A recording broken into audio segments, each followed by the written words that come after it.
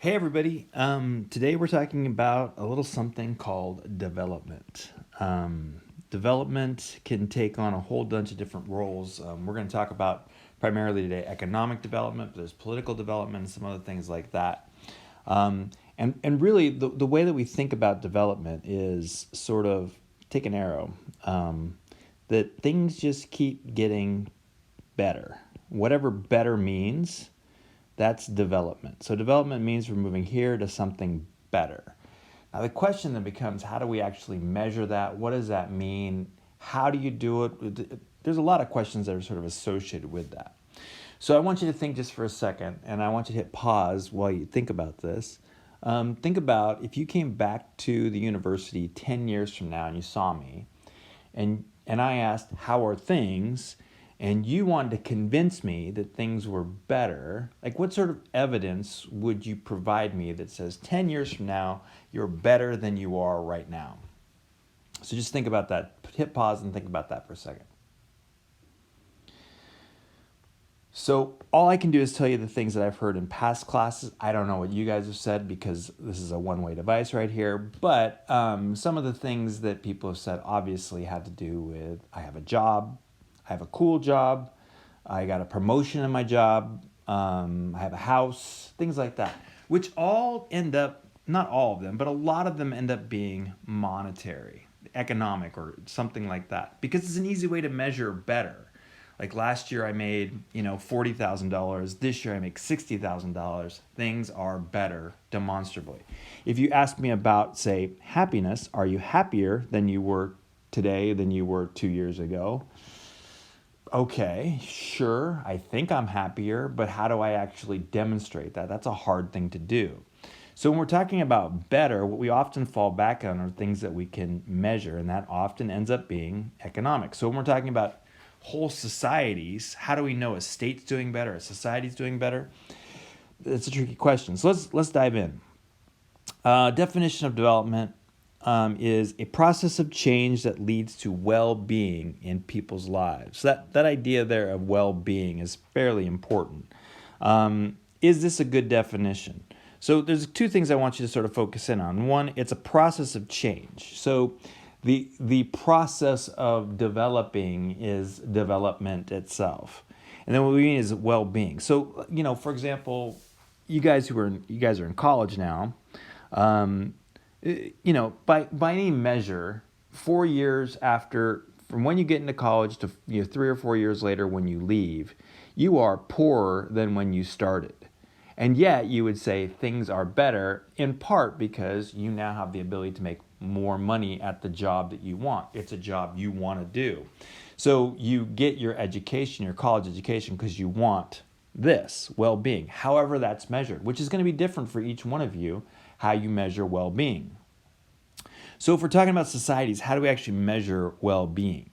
And like I said, we have to fall back on things we can measure, and those tend to be economic. So for example, growing GDP. GDP means gross domestic product, which is it's a weird title for it, but all that means is how much money is circulating in the economy. The more money that we're spending, arguably, the more we say the economy is growing, having growth. That's okay, but it could be that Bill Gates just has tons of money and is spreading money through the economy, and the rest of us are poor, and we wouldn't say, okay, things are really going well there. So I'll give you an example: Saudi Arabia. Saudi Arabia's GDP is actually pretty high.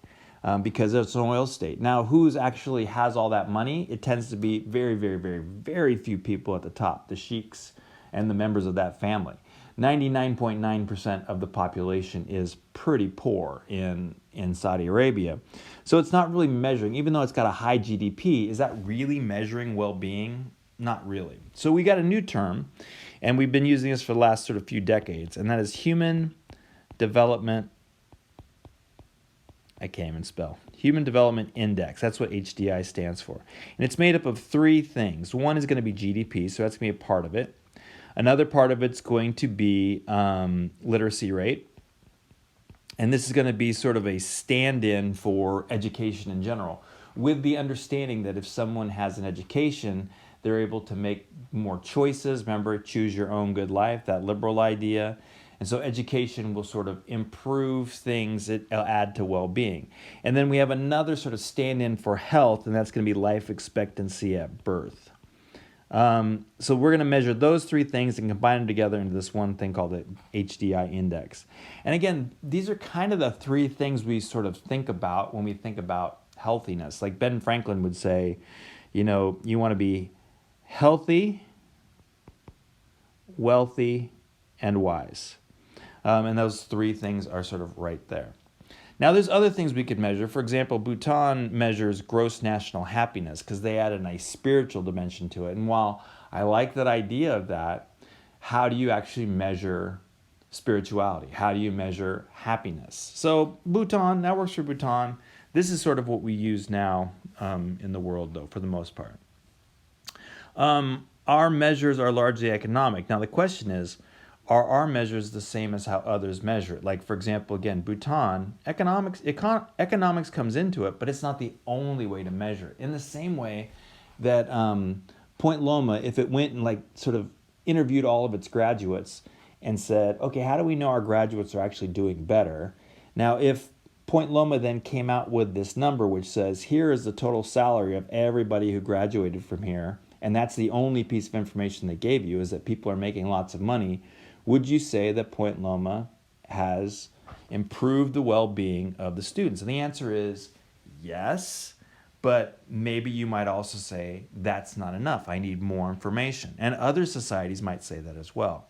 In the West, we tend to rely on this, even though we know this is not sort of total. I mean, it's because it's the thing we can measure. Do we end up privileging things that can be measured? And the answer is almost certainly yes, we do. All right. So let's ask this question. Is development a good thing? It seems like it is, right? Let me just go back really fast. If this is my definition of development, can you say that a process of change that leads to well-being in people's lives is a bad thing? Like, it feels like it's a good thing on its face. What's our criteria of good? Now, okay, that's fine, but for example, if we define, in part, well-being as improved economics. The economy is better. I can't even spell economy. There we go. The economy is better. Okay, that's great. However, if by getting a better economy, has that made other things bad? So for example, I might graduate from college and go off and become a drug dealer. Now here's the deal. Drug dealers, they make some good cash. I'm going to be a good drug dealer too. And so I'm going to make a lot of money. So when I come back and I say, hey, I'm making, $1 million a year. Is my life better? Would you say that's okay? Would you say my life is better than it was in college? The answer is probably no. You'd say there's some other things. The process of getting that money, which was good, the money's good, but the process of getting it actually has undermined your well-being. And so this becomes part of the conversation. There isn't a place out there, we don't think, that doesn't want a better economy, but they don't want it under any conditions. Does this differ from culture to culture? So for example, is development a universal good thing, or does it differ from culture to culture? Well, different cultures define this differently. And this is a tricky question. It's a question that needs to be asked and answered, but I'm just going to make it easier on you. Can we not say that poverty is a universal bad? That there's probably nobody out there who says, I want poverty. There may be people that are okay with poverty. That's very different than saying, I aspire to poverty. I like the fact that I'm probably going to die earlier than everybody else because I have good health care, good nutrition. I like the fact that I'll probably, I'm starving to death because I don't have enough money to buy food. I like that I'm not educated. I like that I don't have any money. Like, this just is not a thing that we see. So we probably say poverty is a universal bad if we can't say development's a universal good. And we can also look around the world and see that really all poor countries want development. There just isn't a country out there that says, I don't want development. You can almost cross that out and say all countries want development. So what do you get when you have a developed state? What are some characteristics? Let's look at some of the characteristics of what it means when you're a developed state and just sort of see the characteristics of this. Here's some things that we see. Wherever we look around the world, and let me just give you a little typology here. So here's developed. That is sort of the United States, Europe, Some other countries like Japan and like that would be in the developed category. And then we have another group that's called underdeveloped. This is where we'd put the third world. It's where we'd put a lot of the poorer countries, Burkina Faso. And then here in the middle, we have this group called developing. I can't even write it. Developing states. These are ones that we would say are in the transition from here to here. And that would include places like China, India, maybe Brazil, though that's a question mark about sort of where it's at on this chain. But we would just sort of say it's sort of moving this way. And those are sort of the three things. So what do these guys have that these guys want? That's the question. What are the characteristics of a developed state? So we have higher per capita income. So if you take the total amount of money that people are making in the country, divide it by the number of people, that's your per capita income. And what we find is just people in developed states have, on average, more money coming in. They have a higher caloric consumption. Now, of course, this can go to bad lengths. If you get really high, you can get things like obesity and other things like diseases of affluence that we call those things, like diabetes and things like that would come with it. But for the most part, if we're talking about very poor states, the people there, a little caloric consumption increase is probably a pretty good thing. Again, you just don't see a lot of people saying, you know what, I know there's such thing as diets. That's not what I'm talking about here. You just don't see a lot of people saying, I wish that I had to survive on fewer calories per day. I mean, that's just not a thing. If you choose to do that, that's one thing. But if you have to do that, there's very few people that would like that for them or their families. Longer life expectancy. There's another one of those universal good things. You just don't see a lot of people saying, you know what, I just hope we don't live as long. Higher levels of education is another element that goes in it. Now we have another one coming up here that's a little more controversial, and that's improved roles for women. And when I say this, we mean sort of the Western version of this, which, again, we would not call Western. We would just call the version.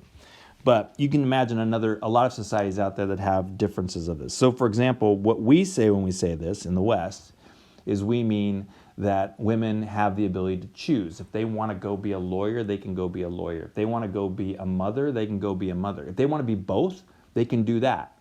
They're not locked into one thing. You're either a mother or you don't have value in society, like other societies, and sort of history has sort of put women into that category. Now, other societies would say improved roles for women. Women are happiest when they can, be mothers. And so by making them go to work, you've actually made things worse for them. That's clearly not where we sit with this idea. As you have these things, you're going to have more women at work. And we think that that's a good thing because that improves their choices. And again, liberalism, their ability to choose their own good life. So based on that, aren't these all good things? Aren't these what we would want for our own society, our own family? Do we think these are what other people would like as well? And the answer is largely yes. So take a look at this, and we're going to talk about, next what we want to talk about is we want to talk about what causes a state to develop or not. That's the question we have sort of next. We're going to look at some theories of development.